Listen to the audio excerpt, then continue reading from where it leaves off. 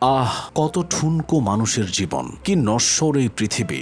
বৃষ্টি নেই, মেঘ নেই, রৌদ্রোজ্জ্বল আকাশ, এর মধ্যেই নদীর হরপাবানে পুরোপুরি বিলীন হয়ে গেছে কয়েকটি গ্রাম। কাগজের নৌকার মতো পানিতে ধসে পড়েছে একের পর এক ভবন। সম্পূর্ণ ধ্বংস হয়ে গেছে রাস্তাঘাট, সেতু এবং বেশ কয়েকটি বিদ্যুৎ প্রকল্প। আধুনিকতম পৃথিবীতে প্রকৃতি আমাদের দেখিয়ে দিল মানুষের সমস্ত বাহাদুরি কতটা অর্থহীন।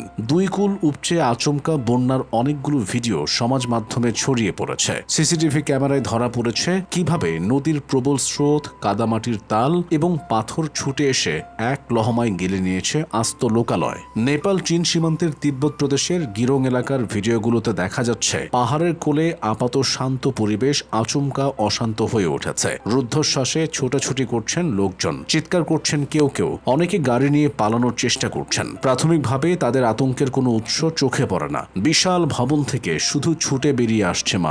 কিছুক্ষণের মধ্যেই দৃশ্যটি বদলে যায়। দেখা যায় সেই ভবনের পেছন থেকে ছুটে এসে চোখের নিমেষে সব গ্রাস করে নিল কাদামাটির প্রবল স্রোত। কতজন পালাতে পারলেন, কতজন পারলেন না হিসাব নেই। মাঝপথেই কাদা জলের তোরে ভেসে গেলেন কেউ কেউ। যা কিছু দৃশ্যমান ছিল সবই ঢেকে গেল ঘোলা কাদামাটির রঙে। নিহত ও নিখোঁজের সংখ্যা বাড়ছে ক্ষণে ক্ষণে। ২৬ আগস্ট সকালে রসুয়া জেলায় আকস্মিক বন্যার পর ১২ ঘন্টা পরের হিসাবে প্রাণহানি ঘটেছে ৯৫ জনের। নিখোঁজ হন ৩৮৪ জন পর্যটক, তাদের মধ্যে ২৯১ জন বিদেশি এবং ৯৩ জন নেপালি নাগরিক। নেপাল পর্যটন বোর্ডের দেওয়া তথ্য মতে নিখোঁজ ব্যক্তিদের মধ্যে অন্তত ১০৫ জন ভারতীয় পর্যটক। যুক্তরাজ্যের পর্যটক রয়েছেন ১২ জন, আছেন মালয়েশিয়ান, আমেরিকান, দক্ষিণ আফ্রিকান, অস্ট্রেলিয়া এবং নেদারল্যান্ডস সহ আরও বিভিন্ন দেশের পর্যটক। নিখোঁজ ব্যক্তিদের অনেকেই কৈলাস মানস সরোবর যাত্রায় অংশ নেওয়া তীর্থযাত্রী বলে ধারণা করা হচ্ছে। তারা তিব্বতের উদ্দেশ্যে যাচ্ছিলেন। প্রশ্ন হলো, কেন এই হরকাবান, এমন আকস্মিক বন্যা? কাঠমান্ডু বিশ্ববিদ্যালয়ের অধ্যাপক রিজন ভক্ত কায়স্থ জানান,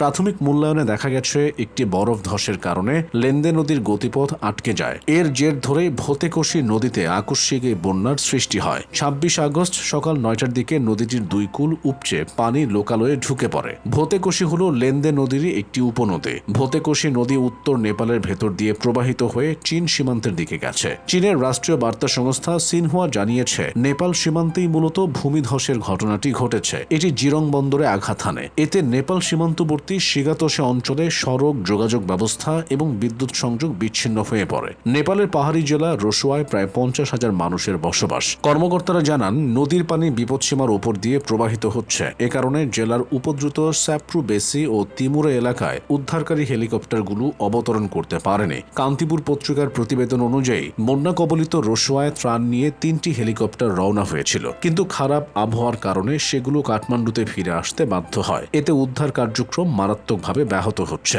রসুয়া জেলার স্বাস্থ্যকর্মী তুলা বাহাদুর বিকে বলেন, যেদিকে চোখ যায় সেদিকেই শুধু ধ্বংসযজ্ঞ চোখে পড়ছে। নদীর পাশের জনবসতিগুলো পুরোপুরি ভেসে গেছে। আমার নিজের পরিবারেরই ৫ জন নিখোঁজ রয়েছেন। কাঠমান্ডু ভিত্তিক টাচ কৈলাস ট্রাভেলস অ্যান্ড ট্যুরসের ব্যবস্থাপনা পরিচালক বসু কুমার অধিকারী জানান, ৯৩ জন নেপালি সহ মোট ৩৯০ জন তীর্থযাত্রীর ওই সীমান্ত পার হওয়ার কথা ছিল। কাঠমান্ডু পোস্টকে তিনি বলেন, বেলা ৩টা পর্যন্ত আমরা মাত্র কয়েকজনের খোঁজ পেয়েছি। বাকি কোনো তীর্থযাত্রীর সঙ্গে যোগাযোগ করতে পারেনি। বিভিন্ন দেশের পররাষ্ট্র মন্ত্রণালয়গুলোও জানিয়েছে, নিজেদের দেশের নিখোঁজ নাগরিকদের সাথে যোগাযোগ স্থাপন করতে পারছেন না তারা।